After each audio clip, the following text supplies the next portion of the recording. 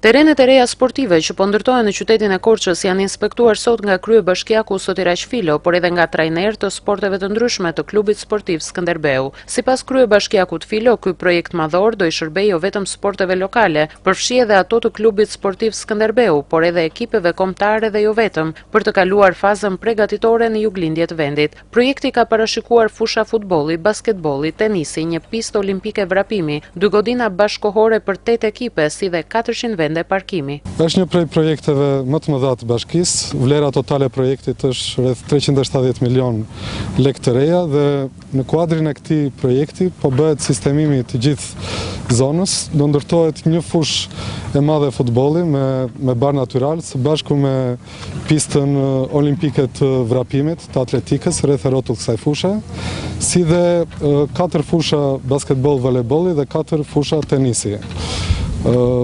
Pjesë e ndërtimeve, pjesë e projektit do të jetë edhe ndërtimi 2 strukturave që do të jenë në dhoma zhveshje për ekipet që do të stërviten apo do të luajnë. Ka qenë në fakt një problem i vazhdueshëm i ekipeve që stërviteshin këtu, mungesa e dhomave të zhveshjes në standard, gjë e cila zgjidhet me këtë projekt. Do t'i shërbejë jo vetëm ekipeve të qytetit, të cilat do të stërviten këtu në këto fusha, apo të rinjve që do të duan të merren me aktivitet sportiv, po besoj se do t'i shërbejë edhe vizionit që bashkia ka për ta shndruar qytetin tonë në një qendër të rëndësishme të sportit.